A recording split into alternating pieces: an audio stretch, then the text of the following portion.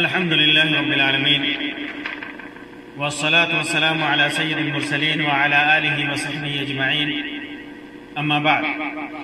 محترم سامعین و ناظرین، اللہ تبارک و تعالی کریم ہے، رحیم ہے۔ اس نے مخلوق کے لیے ہر آسانیاں فراہم کی ہیں، ہر طرح کی سہولیات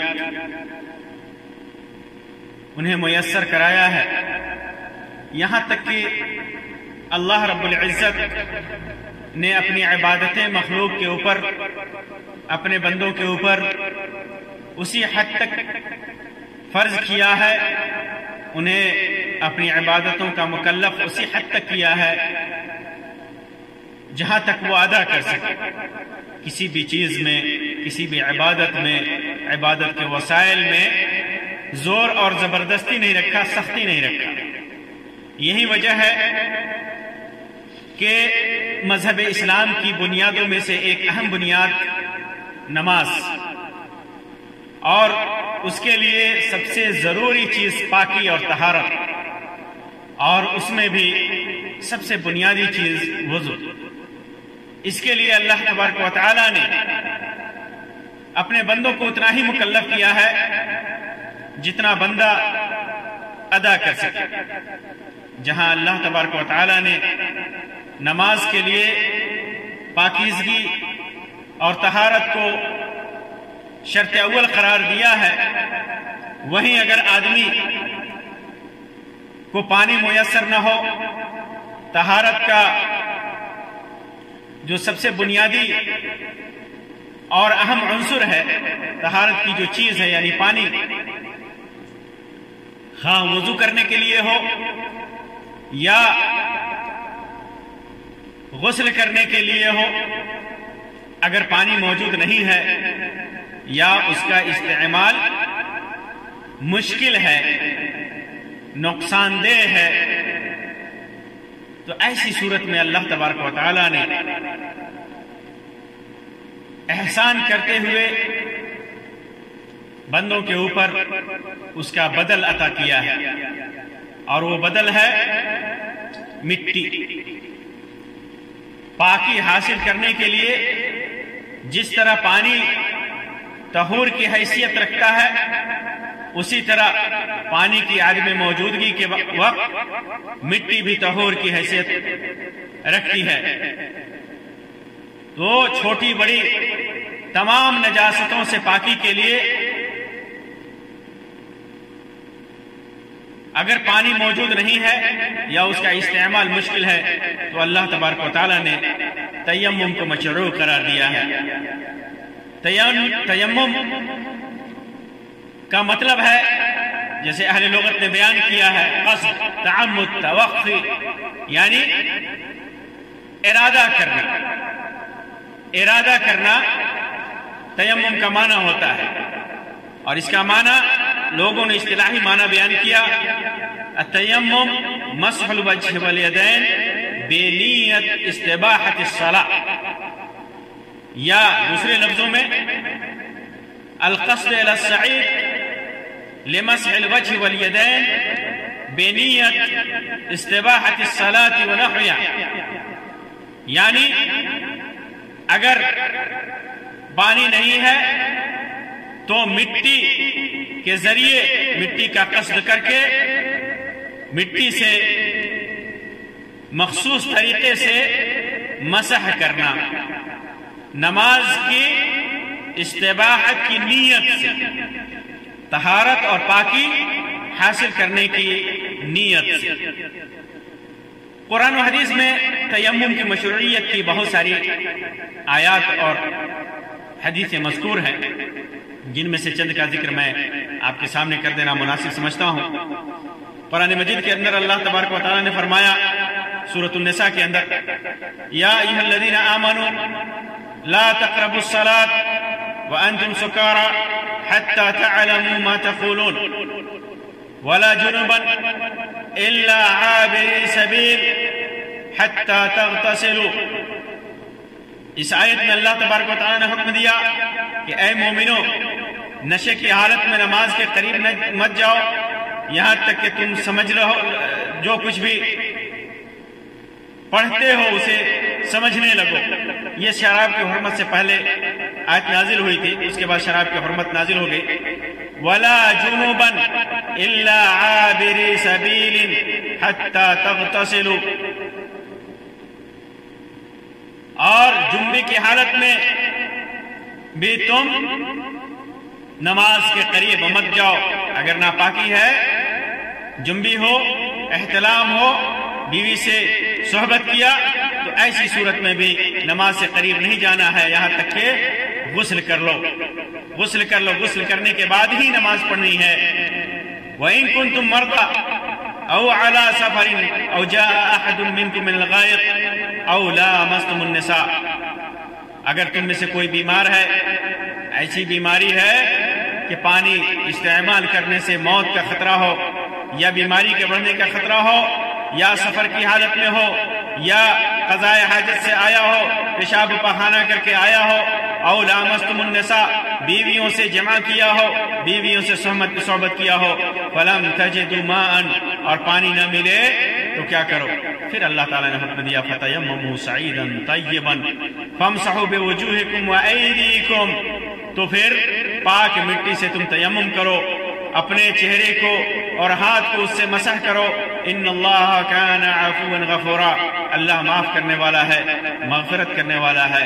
اسی طرح سورۃ المائدہ کے اندر اللہ تبارک و تعالیٰ نے فرمایا یا ایھا الذین آمنوا اذا قمتم الى الصلاة فاغسلوا وجوہکم وایدیکم الى المرافق وامسحوا برؤوسکم وارجلکم الى الکعبین وان کنتم جنبا فاطہروا وان کنتم مرضى او على سفر او جاء احد منکم من الغائط او لامستم النساء فلم تجدوا ماء فتيمموا صعيدا طيبا فامسحوا بوجوهكم وايديكم منه ما يريد الله ليجعل عليكم من حرج ولكن يريد ليطهركم وليتم نعمته عليكم لعلكم تشكرون.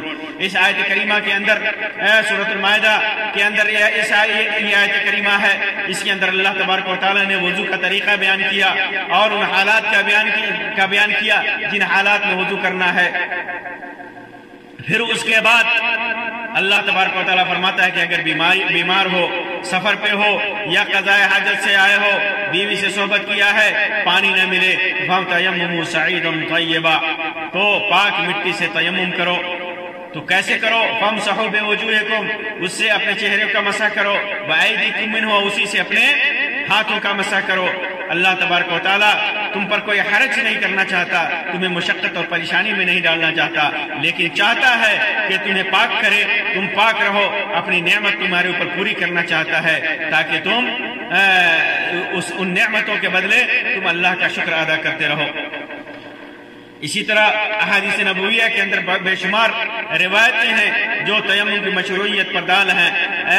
ایک واقعہ جس کا ذکر میں نے اپنے ایک مجلس میں کیا تھا کہ عائشہ رضی اللہ تعالیٰ عنہ نے فرمایا کہ ایک سفر میں مقام بیدہ میں ان کا ہار گم ہو گیا تھا، جو ہار اسما رضی اللہ تعالیٰ عنہ کا تھا. وہ ہار لوگ ڈھونڈتے رہے لیکن ہار نہیں ملا، پانی نہیں تھا، لوگ پریشان ہو گئے. پھر ایسی حالت میں لوگوں کی پریشانی کے بعد اللہ تبارک و تعالیٰ نے سورۃ المائدہ کی آیت کو نازل فرمایا تھا اور تیمم کا حکم نازل فرمایا تھا. پھر اس کے بعد عمار ابن یاسر رضی اللہ تعالیٰ عنہ کی روایت ہے، فرماتے ہیں کہ اللہ کے رسول صلی اللہ علیہ وسلم نے ایک ضرورت کے لیے مجھے بھیجا تو میں جنبی ہو گیا اور پانی نہیں ملا تو میں مٹی میں لوٹ گیا، جیسے جانور مٹی میں لوٹتا ہے. تمرغت کما تمرغ الدابہ، جیسے جانور مٹی میں لوٹتا پوٹتا ہے، میں بھی لوٹ پوٹ گیا. پاک ہونے کے لیے پانی نہیں تھا. پھر فرماتے ہیں کہ میں اللہ کے رسول صلی اللہ علیہ وسلم کے پاس آیا اور آپ سے میں نے اس کا ذکر کیا تو آپ صلی اللہ علیہ وسلم نے فرمایا کہ تمہارے لیے اتنا کافی تھا. پھر آپ صلی اللہ علیہ وسلم نے مٹی میں ہاتھ کو مارا اور پھر اس کے بعد ایک بار مارا اور پھر اس کے بعد بائیں سے داہنے پر اور پھر اس کے بعد آپ نے ظاہری ہاتھوں کا مسح کیا اور چہرے کا مسح کیا اور پھر اس کے بعد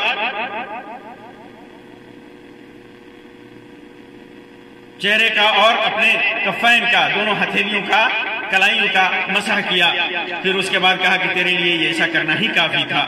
امام بخاری اور امام مسلم نے اسے روایت کیا ہے۔ اسی طرح ایک روایت ہے ابو ذر غفاری رضی اللہ تعالیٰ عنہ کی ابو داؤد وغیرہ کے اندر کہ اللہ کے رسول صلی اللہ علیہ وسلم نے فرمایا ان الصعید الطیب طہور المسلم، پاک مٹی مسلمانوں کا طہور ہے، پاکی حاصل کرنے کا ذریعہ ہے۔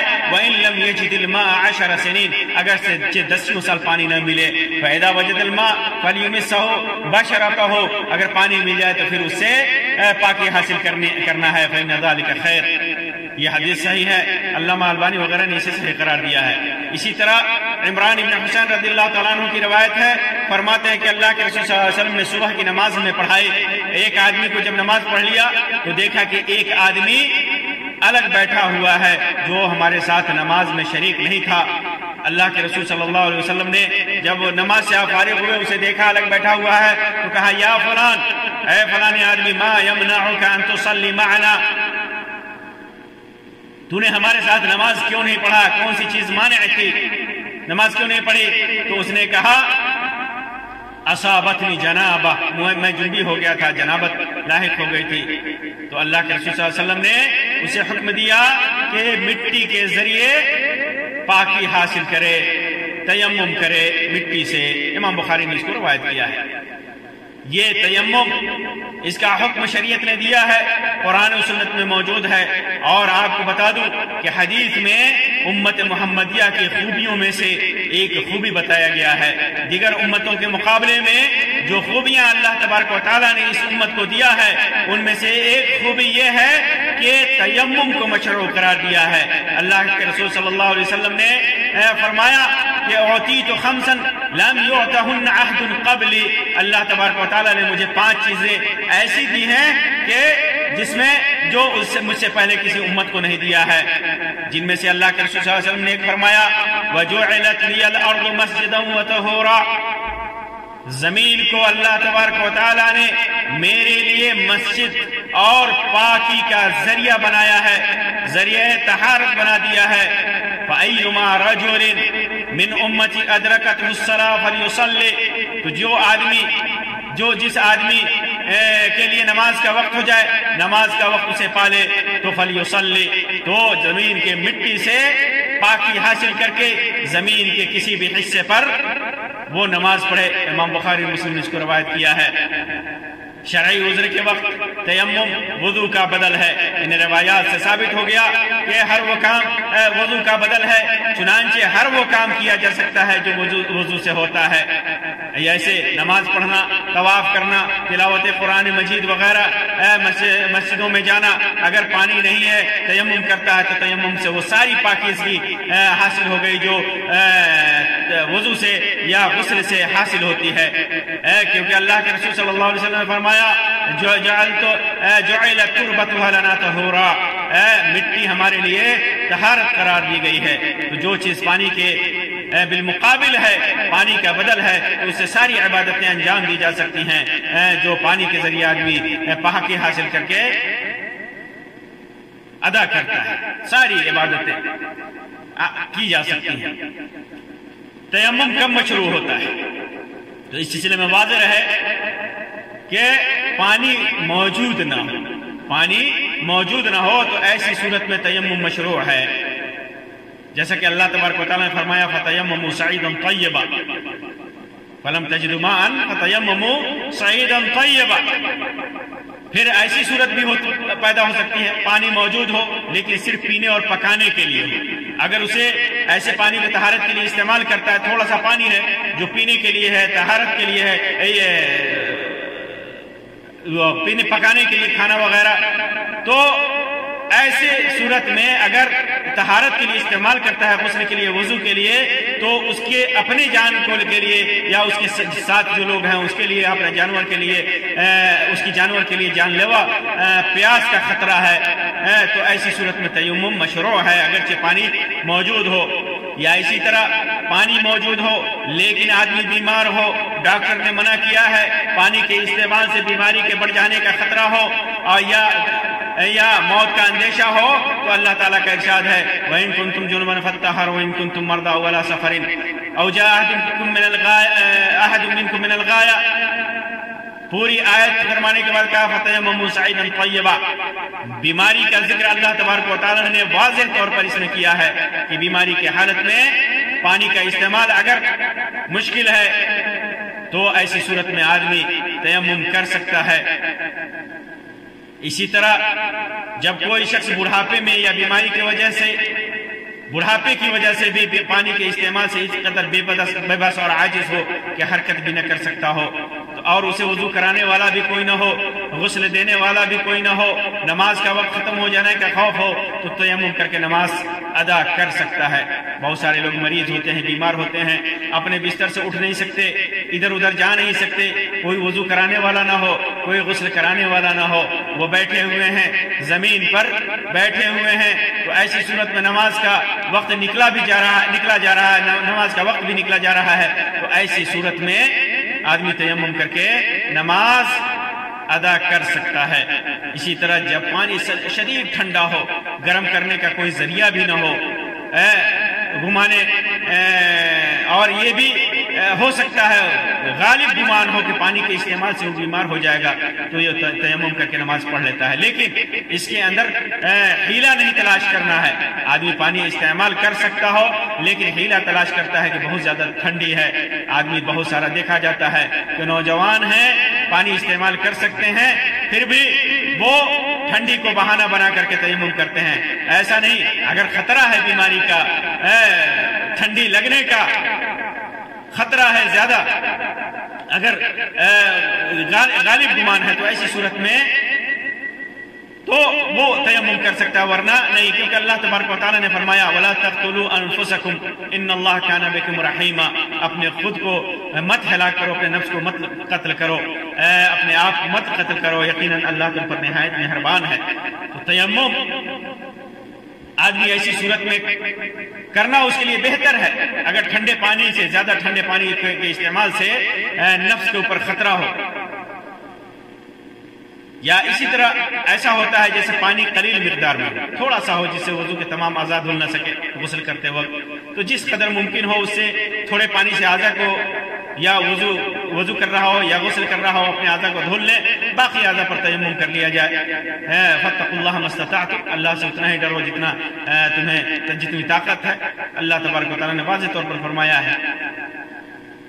اسی طرح اگر جیسے کسی کو زخم ہو، کسی کے جسم پر زخم ہو اور زخم کے دھونے سے یا اس کو پانی کے ساتھ مسح کرنے سے تکلیف ہو، کاندیشہ ہو، تو اس حصے پر تیمم کر لے اور باقی حصے کو دھل لے، کیونکہ اللہ تعالیٰ کا فرمان ہے وَلَا تَقْتُلُوا أَنفُسَكُمْ. اسی طرح تو ایسی مجبوریاں ہیں انسان کے پاس، پانی نہ ہو، ملنے کا امکان نہ ہو، یا پانی ہو استعمال سے جان کو خطرہ ہو، بیماری کا اندیشہ ہو، تو ایسی صورت میں آدمی تیمم کر سکتا ہے.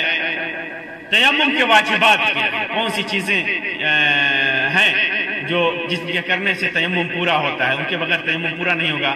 تو پہلی چیز نیت ہے. نیت ہے، آدمی نیت کرے، ارادہ کرے. ارادہ دل کا نام ہے، دل کے ارادے کا نام نیت ہے.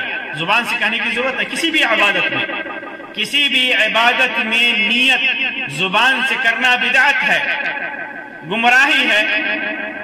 قرآن و سنت سے ان کا کوئی ثبوت نہیں ہے، کوئی ثبوت نہیں ہے، بس دل کا ارادہ ہے. آدمی جیسے غسل جنابت، غسل کرنے کے لیے پانی نہیں ہے یا بیمار ہے، پانی نہیں استعمال کر سکتا، تو نیت دل میں ارادہ کرے کہ میں پاکی حاصل کرنے کے لیے، ارادہ کرے دل میں کہ پاکی حاصل کرنے کے لیے میں تیمم کر رہا ہوں یا وضو کر رہا ہوں نماز پڑھنے کے لیے.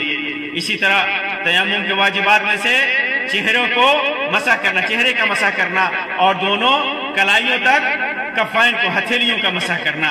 اسی تیمم میں ترتیب ہونی چاہیے، جیسا کہ اللہ تبارک و تعالیٰ نے فرمایا ترتیب پہلے چہرے کو پھر ہاتھوں کو. فَامْسَحُوا بِوُجُوهِكُمْ وَأَيْدِيكُمْ، ترتیب اللہ تبارک و تعالیٰ نے قرآن مجید کے اندر ترتیباً فرمایا ہے. فَامْسَحُوا بِوُجُوهِكُمْ وَأَيْدِيكُمْ، پہلے چہرے کا ذکر اللہ تبارک و تعالیٰ نے کیا ہے. چہرے کا جب وضو میں کیا ہوتا ہے، پہلے آدمی ہتھیلیوں کو دھلتا ہے، پھر اس کے بعد چہرے کو پھر کہنی کوہنیوں تک ہاتھوں کو دھلتا ہے. اور تیمم میں پہلے چہرے کا ذکر ہے، پہلے چہرے کا ذکر ہے. اللہ تبارک و تعالیٰ نے چہرے کا ذکر کیا، پھر اس کے بعد ہتھیلیوں کا ذکر کیا ہے. تو یہ ترتیب ہونی چاہیے، یہ واجبات میں سے ہے. اسی طرح موالات ہونی چاہیے. موالات یعنی فوراً کے بعد فوراً، یعنی ایک ضربہ مارا زمین میں، ایک مٹی ہاتھ میں لگائی اور پھر اس کے بعد چہرہ اور اس کے فوراً بعد ہتھیلی کو. ایسا نہ ہو کہ چہرے کو کیا اس کے بعد انتظار کیا آدھا گھنٹہ 1 گھنٹہ پھر ہتھیلی کو. تو ایسی صورت میں یہ واجب کا ترک ہوا. اسی طرح تیمم کی سنن میں سے یعنی مستحب ہے نفخ الیدین، ہاتھوں میں جیسے مٹی مارا، مٹی زیادہ لگ گئی تو اس کو پھونکنا یہ سنت ہے. یہ اسی طرح بسم اللہ پڑھنا بھی تیمم کے سنتوں میں سے ایک سنت ہے. تو یہ تیمم کے کچھ واجبات اور سنن ہیں، ان کا خیال رکھنا چاہیے. پھر اس کے بعد تیمم کا طریقہ، جیسا کہ صحیح بخاری کی روایت میں اللہ کے رسول صلی اللہ علیہ وسلم نے جو طریقہ بتایا، تو بسم اللہ کہے آدمی اور انگلیاں کھول کر دونوں ہاتھوں کو مٹی پر مارے. مارنے کے بعد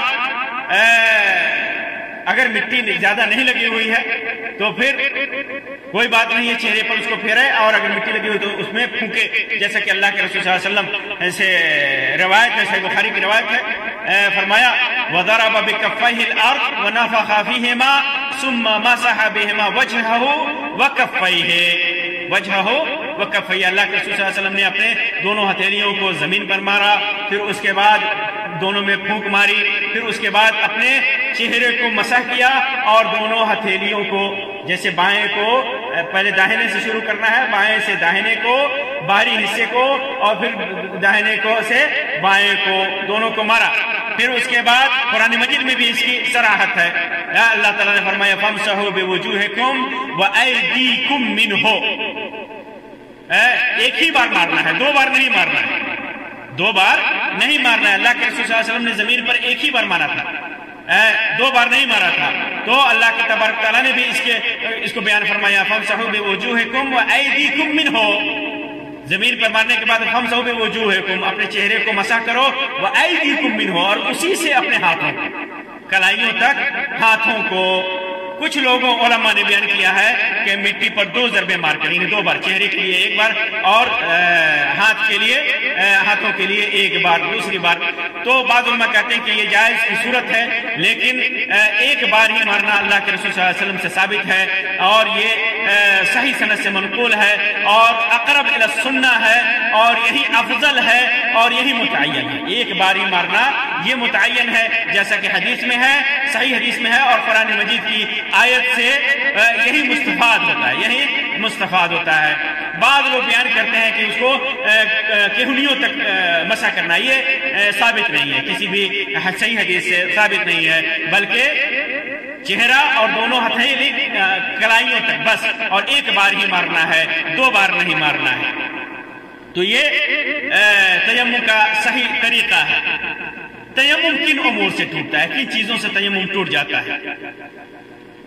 تو واضح ہے کہ تیمم بھی انہی چیزوں سے ٹوٹتا ہے جن چیزوں سے وضو ٹوٹ جاتا ہے، جیسے حدث اکبر، پیشاب کرنا، پاخانہ کرنا، یا جنابت، آدمی سویا ہے، احتلام ہو گیا، منی کا نکل آنا، حیض آنا، عورت کا ماہواری آنا، نفاس کا خون آنا عورت کو، یا بچہ پیدا ہونا، یا اسی طرح وضو جن چیزوں سے ٹوٹتا ہے، ہوا نکل جانا، ان چیزوں سے چاہے وہ حدث اکبر ہو یا حدث اصغر ہو، ہوا خارج ہو جائے، تو ان ساری چیزوں سے وضو تیمم ٹوٹ جاتا ہے. جن چیزوں سے وضو ٹوٹتا ہے، تو جن چیزوں سے وضو ٹوٹتا ہے انہی چیزوں سے تیمم بھی ٹوٹ جاتا ہے. اس کے علاوہ بھی ایک اور چیز سے تیمم ٹوٹتا ہے، جیسے آدمی پانی میسر نہیں ہے، آدمی نے تیمم کر لیا، پھر اس کے فوراً بعد نماز پڑھنے سے پہلے پانی مل گیا، تو جو ہی پانی ملا اس کا تیمم باقی نہ رہا، پھر اسے وضو کرنا ہے یا غسل کرنا ہے. پانی مل گیا تو پانی ملنے کی وجہ سے تیمم ٹوٹ گیا. اسی طرح کسی نے بیماری کی وجہ سے تیمم کیا تھا اور بیماری تھوڑی دیر کے بعد بیماری کا وہ اثر، بیماری کا جو عذر تھا وہ ختم ہو گیا تو بھی تیمم ٹوٹ جائے۔ میں آپ کے سامنے تیمم سے متعلق بھی چند مسائل مختصراً رکھتا ہوں، چند ضروری مسائل، تاکہ کچھ مسائل ہمارے سامنے واضح ہو کر کے سامنے آ جائیں۔ واضح رہے کہ ایک تیمم سے کئی نمازیں پڑھی جا سکتی ہیں۔ جیسے آدمی تیمم کیا، ظہر کے لیے تیمم کیا، بیچ میں پانی نہیں ملا یا عذر نہیں ختم ہوا جس سے وضو واجب ہو جاتا ہے یا غسل واجب ہو جاتا ہے، تو آدمی ظہر کے بعد عصر بھی پڑھ سکتا ہے، مغرب بھی پڑھ سکتا ہے، کئی نمازیں پڑھ سکتا ہے، اس میں کوئی حرج نہیں ہے۔ یہ ضروری نہیں کہ ہر نماز کے لیے الگ سے تیمم کیا جائے۔ اسی طرح اگر کسی شخص کے ہاں نہ پانی ہو نہ مٹی ہو، یا کسی بیماری کی وجہ سے اس میں وضو یا تیمم کرنے کی سکت نہ ہو، ایسی جگہ پر آدمی ہے جہاں مٹی بھی نہیں ہے، پانی بھی نہیں ہے، یا ہلنے ڈلنے ایسی جگہ پر ہے جہاں سے ہل ڈل نہیں سکتا، مٹی تک پہنچ نہیں سکتا، تو ایسی صورت میں آدمی بغیر وضو اور تیمم کی نماز ادا کر سکتا ہے، کیونکہ اللہ تبارک و تعالیٰ کسی بھی شخص کو اس کی ہمت اور طاقت سے بڑھ کر مکلف نہیں کرتا ہے۔ اسی طرح اگر آدمی نماز پڑھ لیا، تیمم سے نماز پڑھ لیا، اس کے بعد پانی مل جاتا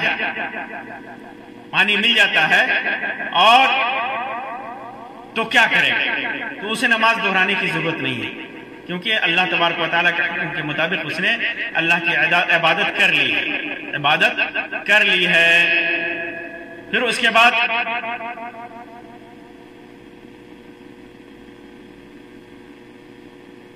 اگر جیسے بیمار بھی وقت نکل جاتا ہے، آدمی نماز تیمم کیا، نماز پڑھ لیا، وقت نکلنے سے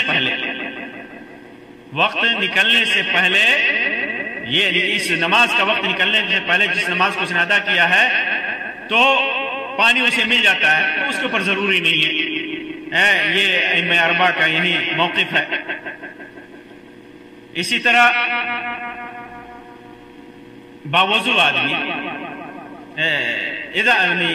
جب تیمم کرے پھر پانی نماز پڑھنے سے پہلے اسے مل جائے۔ پہلی صورت جو میں نے بتائی، نماز پڑھنے کے بعد پانی ملتا ہے تو نماز اعادہ کی ضرورت نہیں ہے، لیکن نماز پڑھنے سے پہلے پانی مل جاتا ہے تو آدمی کے لیے تیمم کے ساتھ نماز پڑھنا جائز نہیں ہوگا، اس کے اوپر واجب ہے کہ وہ پانی کا استعمال کرے۔ اسی طرح آدمی نماز پڑھ رہا ہے، ابھی نماز شروع کیا ہے، اثناء صلاۃ پانی مل جائے تو کیا کرے؟ تو نماز چھوڑ دے، نماز توڑ دے، اور پھر اس کے بعد پانی سے طہارت حاصل کرے، پھر اس کے بعد نماز پڑھے۔ ایک اور مسئلہ ہوتا ہے کہ مٹی سے مراد کیا ہے؟ مٹی سے مراد کیا ہے؟ صرف مٹی ہے یا مٹی سے بنی ہوئی کوئی بھی چیز؟ تو علماء نے لکھا ہے کہ مٹی سے مراد مٹی طبعی مٹی ہے، طبعی مٹی ہے جو روئے زمین پر مٹی ہے۔ طبعی مٹی کے علاوہ جیسے مٹی کی حیت بدل دی گئی ہو، جیسے سیمنٹ بنا دیا گیا ہو، یا اسی طرح جپس بنا دیا گیا ہو، یا مٹی کے علاوہ برف وغیرہ سے آدمی جیسے تیمم کرے تو یہ غیر مشروع ہے، کیونکہ اللہ تبارک و تعالیٰ نے واضح طور پر کہا ہے، فرمایا ہے کہ فَتَيَمَّمُوا صَعِيدًا طَيِّبًا، تو سعید کہتے ہیں جو زمین کے اوپر اپنی اصلی خلقت میں ہو، الگ سے کوئی چیز مٹی اگر حیت اپنی بدل دی ہے چکی ہے تو اس سے تیمم نہیں کرنا ہے، مٹی سے یا مٹی کے حکم میں جو ہے اسی سے تیمم کرنا ہے۔ اسی طرح آدمی جیسے کوئی تیمم کرتا ہے وہ امام بنتا ہے، اور جو اس کے پیچھے مقتدی ہیں وہ وضو کیے ہوئے ہیں، تو کیا تیمم کیے ہوئے شخص کے پیچھے نماز جائز ہے؟ تو نماز جائز ہے، پڑھ سکتا ہے، جیسے کہ عمرو بن عاص رضی اللہ تعالیٰ عنہ کی روایت ہے جس کے اندر ہے کہ وہ جنبی ہو گئے تھے، انہوں نے سخت سردی کی وجہ سے انہوں نے تیمم کیا تھا، اور اپنے ساتھیوں کو جو وضو سے تھے ان کو نماز پڑھائی تھی، اور اس کے بعد اللہ کے رسول صلی اللہ علیہ وسلم سے اس کا تذکرہ کیا تو اللہ کے رسول صلی اللہ علیہ وسلم نے اس پر نکیر نہیں کی بلکہ ان کو اس پر باقی رکھا۔ امام ابو داؤد نے اپنی سنن کے اندر اس کو روایت کیا ہے، علامہ البانی نے اس کو صحیح قرار دیا ہے۔ تو باوضو آدمی کا، باوضو مقتدین کا کی امامت، وضو کی تیمم کیے ہوئے آدمی ان کی امامت کرا سکتا ہے۔ ایک اور مسئلہ ہے کہ جیسے آدمی سفر میں ہے اور نماز کا وقت ہو گیا اور امید اسے ہے کہ شاید آگے پانی مل جائے، تو کیا اپنے نماز کو مؤخر کر سکتا ہے؟ کیا اپنے نماز کو مؤخر کر سکتا ہے؟ تو راجح قول اس سلسلے میں یہی ہے کہ اول وقت میں نماز پڑھ لے گا، کیونکہ اللہ کے رسول صلی اللہ علیہ وسلم نے فرمایا ایما رجل من امتی ادرکتہ الصلاۃ فلیصلی، میری امت کے جو بھی آدمی کو نماز کا وقت ہو جائے تو نماز پڑھ لے۔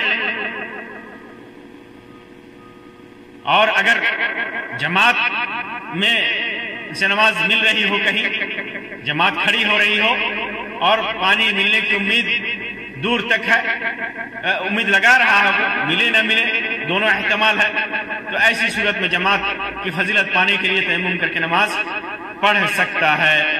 لیکن بہت سارے حالات ایسے ہوتے ہیں جیسے امید ہوتی ہے، مکمل امید ہوتی ہے تو تھوڑی بہت تاخیر کر سکتا ہے آدمی، کیونکہ وقت نماز کا وقت ممتد پھیلا ہوا ہے، اول وقت بھی ہے آخر وقت بھی ہے، لیکن اگر اول وقت میں پڑھ لیتا ہے تو اس کے لیے یہ نماز کفایت کرتی ہے۔